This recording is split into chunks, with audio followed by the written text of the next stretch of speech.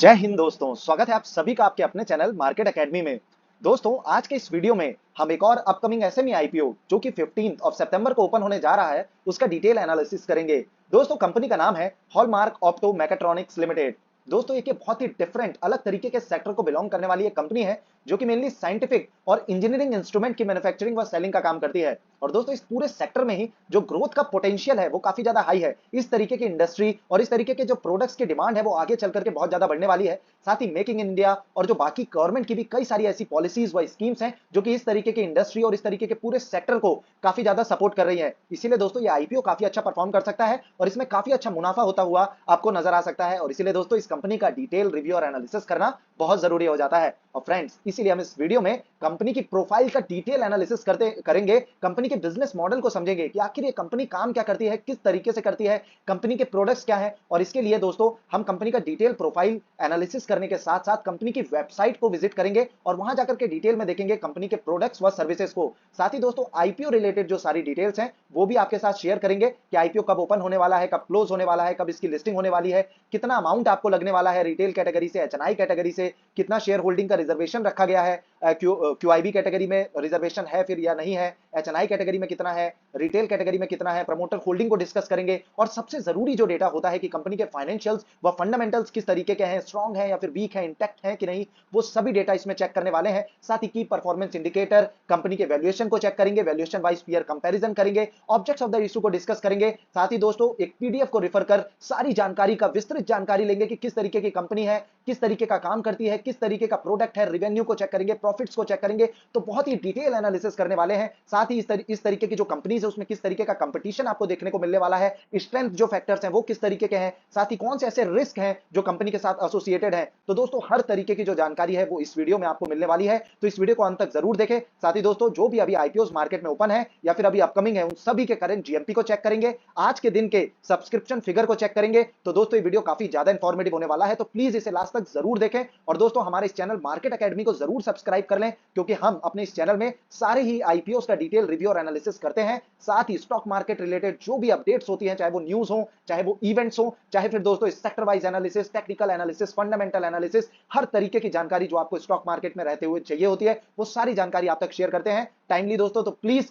Channel को subscribe जरूर करें, बेल आइकन को क्लिक जरूर करें, ताकि आपको हमारे वीडियोस के इंपॉर्टेंट नोटिफिकेशन समय से मिलते रहें। और दोस्तों, एक लाइक जरूर बनता है, उससे हमें काफी ज्यादा मोटिवेशन मिलता है। चलिए दोस्तों, वीडियो को बिना देरी के स्टार्ट करते हैं और सबसे पहले डिस्कस करते हैं कंपनी प्रोफाइल को कि आखिर ये कंपनी काम क्या करती है। सो फ्रेंड, जैसा कि हमने देखा था, this company is incorporated in 1993। Hallmark Opto Mechatronics Limited manufactures scientific and engineering instruments for research, industry and education. तो दोस्तों, मेनली जो रिसर्च वगैरह में जो इंजीनियरिंग व इंस्ट्रूमेंट्स और इक्विपमेंट्स की जरूरत पड़ती है, जैसे एजुकेशन इंडस्ट्री में या फिर रिसर्च इंडस्ट्री में जिस तरीके की जो इंजीनियरिंग इंस्ट्रूमेंट्स, इक्विपमेंट्स की जरूरत पड़ती है, उन सभी की मैन्युफैक्चरिंग व सेलिंग का काम कंपनी करती है। The company designs, develops and manufactures imaging instruments, measuring instruments, spectroscopy, analytical instruments, lab instrument, physics lab instrument, breadboard, table top, optomechatronics, optics, linear and rotation stages, motorised linear and rotation stages, industrial automation. तो दोस्तों, अगर अभी आपको ये चीजें समझ नहीं आ रही, तो चलिए कंपनी की वेबसाइट को रेफर करते हैं।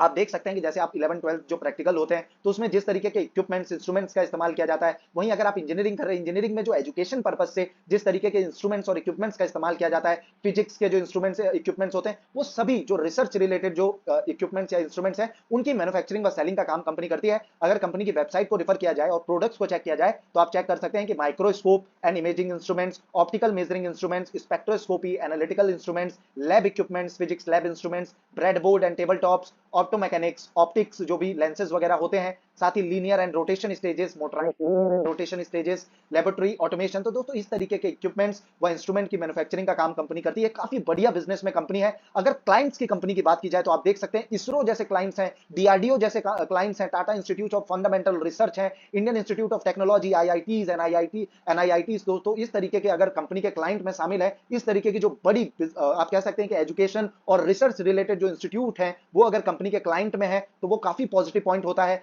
बिट्स पिलानी है दोस्तों, Manipal Academy and Higher Education है, वेल्लूर वीआईटी जिसको कहते हैं, वेल्लूर इंस्टीट्यूट ऑफ टेक्नोलॉजी है, प्लाज्मा रिसर्च है। तो दोस्तों काफी बढ़िया कंपनी का क्लाइंट फोलियो निकल करके आ रहा है, साथ ही प्रोडक्ट फोलियो काफी डाइवर्सिफाइड है, अलग अलग तरीके के इंस्ट्रूमेंट और इक्विपमेंट की मैन्युफैक्चरिंग व सेलिंग का काम कंपनी करती है। ओवरऑल बिजनेस काफी बढ़िया निकल करके आ रहा है। चलिए और भी डिटेल में इसके बिजनेस को एनालाइज करते हैं। The company also manufactures a variety of import substitute product for Indian market which are also exported. तो दोस्तों ऐसा ही नहीं है कि सिर्फ डोमेस्टिक मार्केट के लिए या फिर जो इंडियन रिलेटेड इंस्टीट्यूट हैं वहीं सिर्फ कंपनी अपने प्रोडक्ट्स को सप्लाई करती है, फॉरेन मार्केट्स में भी मतलब अपने जो प्रोडक्ट्स हैं उनको कंपनी एक्सपोर्ट भी कर रही है। तो इंटरनेशनल रीच भी काफी बढ़िया है। जब हम इस पीडीएफ का रेफरेंस लेंगे तो आपको और डिटेल में बताएंगे कि किन किन देशों में कंपनी अपने प्रोडक्ट्स को सेल करती है। The products that come under the category are quantum efficient measurement station for solar cell, UV laser making stations for lithography, automated rotary antenna positioner, spectroscopy allistometer for thin film measurement, UV ozone cleaner,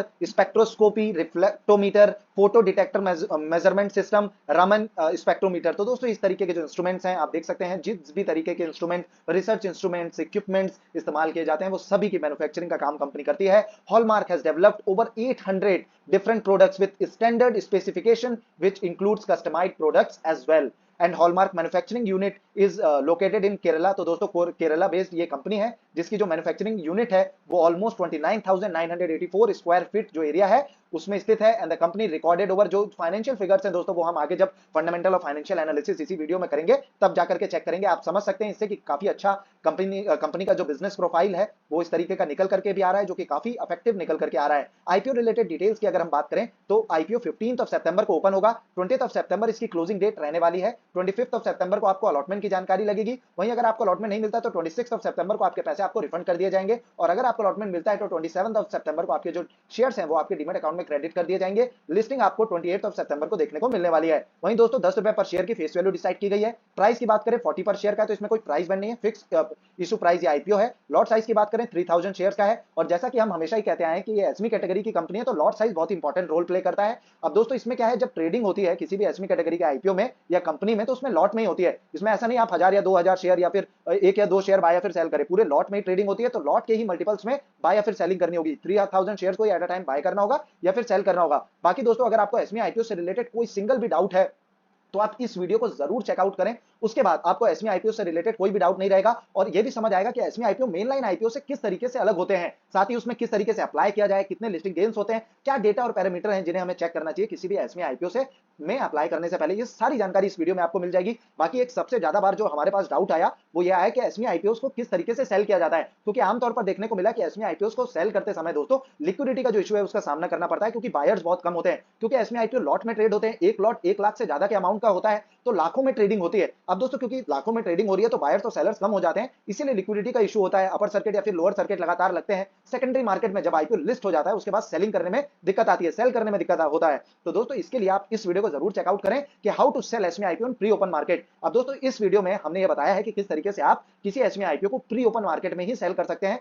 ताकि listing से पहले ही जो मुनाफा listing day पर बन रहा है उसको आप खुद अपने पोर्टफोलियो में ले लें, और दोस्तों लिक्विडिटी का जो इशू है उसका भी सामना आपको ना करना पड़े। और इसके लिए हमने बोंडाडा इंजीनियरिंग सर्विसेज का जो आईपीओ है जो आज से दोस्तों 2 वीक पहले लिस्ट हुई थी कंपनी 90% के प्रीमियम पे, जिसमें 1,08,000 रुपए का मुनाफा भी हुआ। रक्षाबंधन का दिन था दोस्तों, काफी शुभ घड़ी थी और उस दिन हमने लाइव वीडियो या आपको अपडेट किया अपने चैनल के माध्यम से, क्योंकि बहुत बार ये डाउट आया कि किस तरीके से एसमी आईपीओ को सेल करना है। दोस्तों इन दोनों वीडियो को जरूर चेकआउट करें इस वीडियो को देखने के बाद। उसके बाद आपको एसमी आईपीओ में लगाने से पैसे लगाने में डर भी नहीं लगेगा, क्योंकि काफी ज्यादा अमाउंट लगता है, रिटेल कैटेगरी से ही 1 लाख से ज्यादा का अमाउंट लगता है और कोई भी डाउट नहीं रहने वाला। और अगर इन केस आपको एक सिंगल भी डाउट है, चाहे वो एसमी आईपीओ से रिलेटेड हो, चाहे वो मेन लाइन आईपीओ से रिलेटेड हो, चाहे वो स्टॉक मार्केट से रिलेटेड कोई एक सिंगल डाउट हो, दोस्तों प्लीज कमेंट सेक्शन में अपनी क्वेरी रेज करें, हमें मेल करें। I will be very happy to help you out in that. चलिए दोस्तों अब वीडियो में आगे बढ़ते हैं और बात करते हैं टोटल इशू साइज की। तो 11.40 करोड़ का इशू है जो कि पूरा का पूरा फ्रेश इशू है, इसमें ऑफर फॉर सेल कुछ भी नहीं, एक काफी पॉजिटिव पॉइंट है। साथ ही दोस्तों अब जो इतने छोटे ये इशू होते हैं, स्मॉल एंड मीडियम एंटरप्राइज वाली कंपनीज होती हैं, तो दोस्तों आमतौर पर एक जो एचएनआई होता है, जो क्यूआईबी होता है, वही इसको ओवर सब्सक्राइब कर देगा। तो काफी जो ऐसा टाइम होता है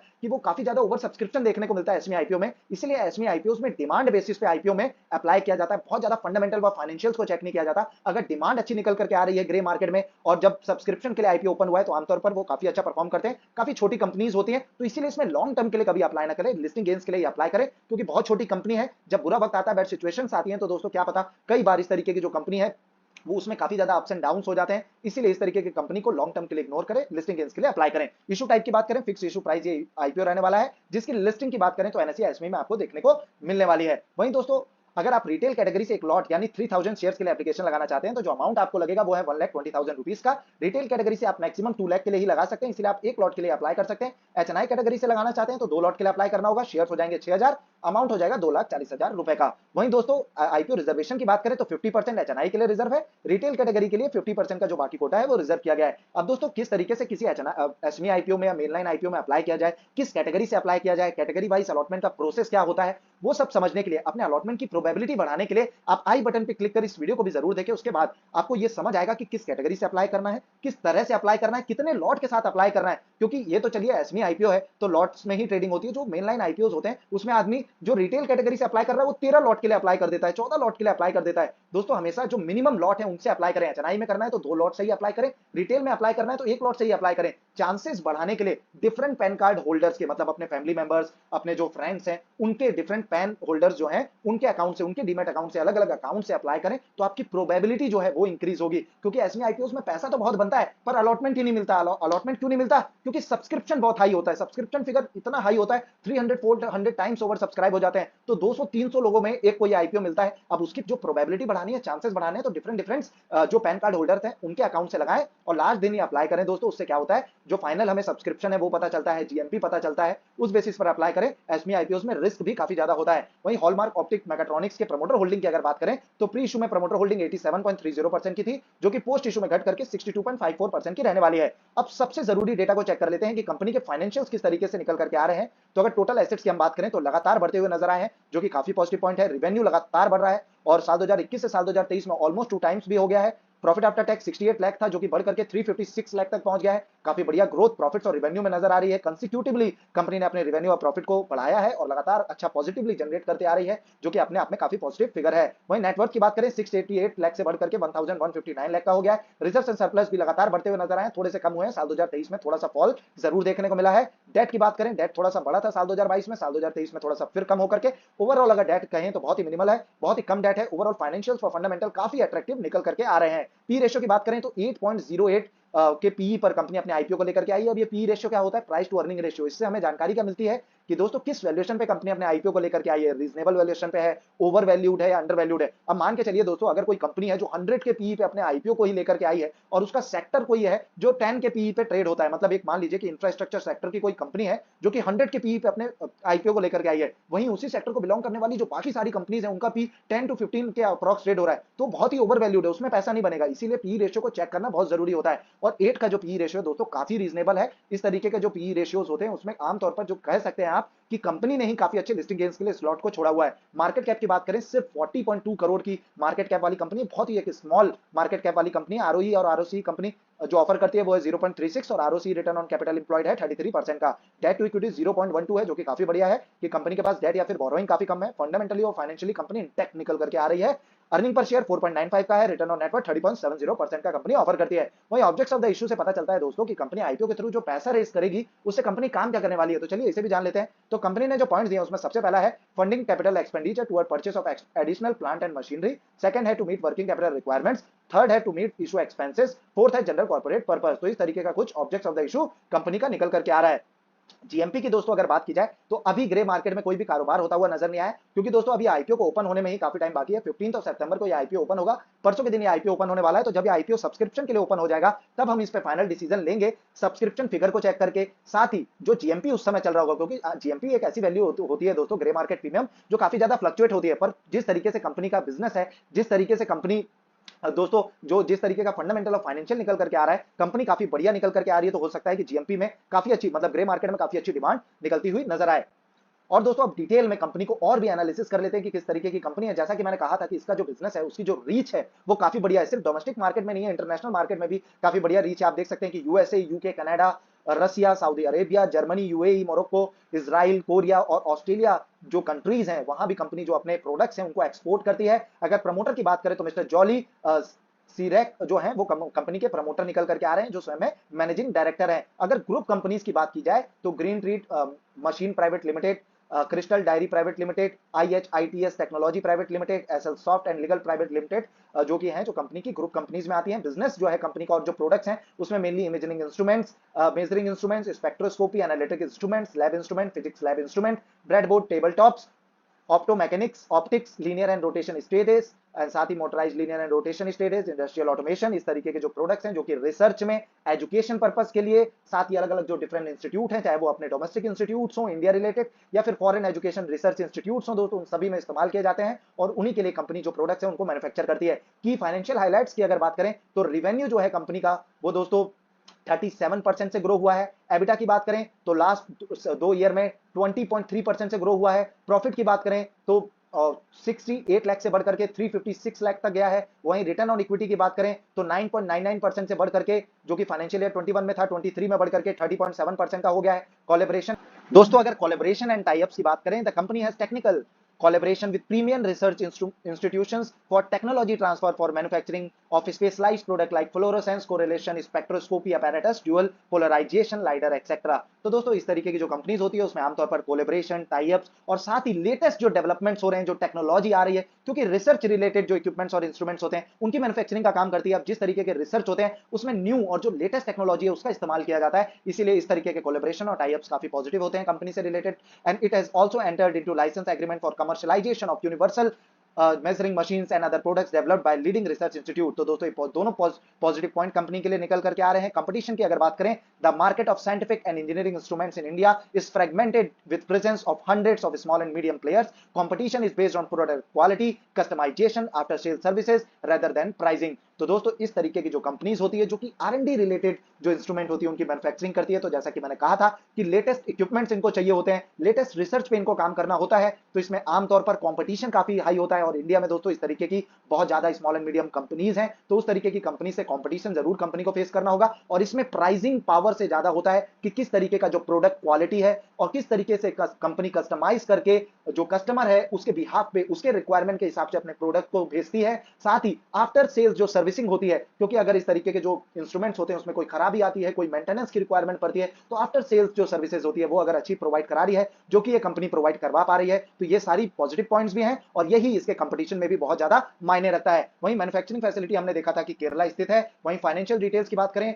CAGR जो है, क्यूमुलेटिव एनुअल ग्रोथ रिटर्न जो है वो 37% से बढ़ रहा है, जो कि काफी बढ़िया है। एक्सपोर्ट रिवेन्यू इंक्रीज हुए हैं 17.7%, जो कि पहले 16.1% के थे। टॉप 5 क्लाइंट्स जो हैं वो कंट्रीब्यूट करते हैं 11.9% रिवेन्यू।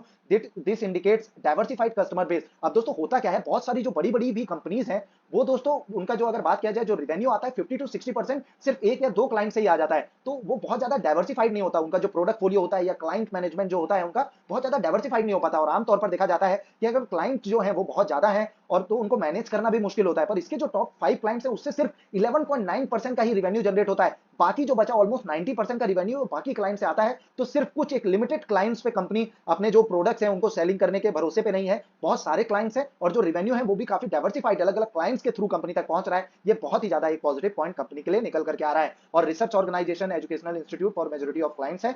एंड अगर बात की जाए रिवेन्यू की, तो रिवेन्यू 20%, फिर 38%, फिर 34, फिर 38% का हो गया साल 2023 में। वहीं अगर प्रॉफिट्स की बात करें तो प्रॉफिट 68 करोड़ के थे, जो कि बढ़कर के 356 करोड़ के हो गए। एबिटा भी बढ़ता हुआ नजर आया, 10.5 का था, फिर 14.2 का हुआ, अभी प्रेजेंटली 20.3 का है। तो दोस्तों इस तरीके से अगर बात की जाए तो कंपनी काफी बढ़िया निकल करके आ रही है।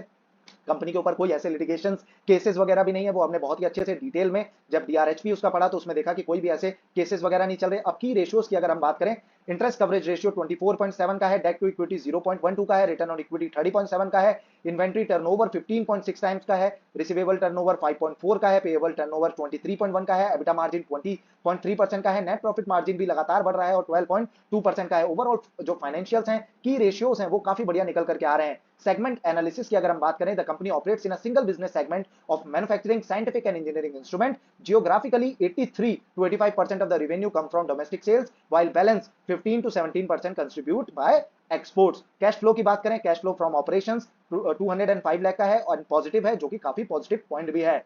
अब दोस्तों कंपैरिजन की अगर बात करें तो डोमेस्टिक मार्केट में इस तरीके से जो लिस्टेड कंपनीज हैं वो कोई भी नहीं है। बाकी अगर अनलिस्टेड कंपनी की बात करें तो लैब इंडिया और साइंटेक जो इंस्ट्रूमेंट कंपनी है ये उसके साथ लिस्टेड है, पर उसके मुकाबले भी अगर पी रेशियो देखा जाए तो काफी रीजनेबल निकल करके आ रहा है। स्ट्रेंथ की अगर बात करें कि कॉम्पिटेटिव एडवांटेज कंपनी के साथ एसोसिएटेड क्या क्या है, तो उसमें सबसे पहला पॉइंट है strong R&D capabilities with continuous product innovation, wider range of product customization ability, vice versa competitors, established relationship with research institute and universities, rising demand for indigenization and import substitutions, financial performance better than industry peers।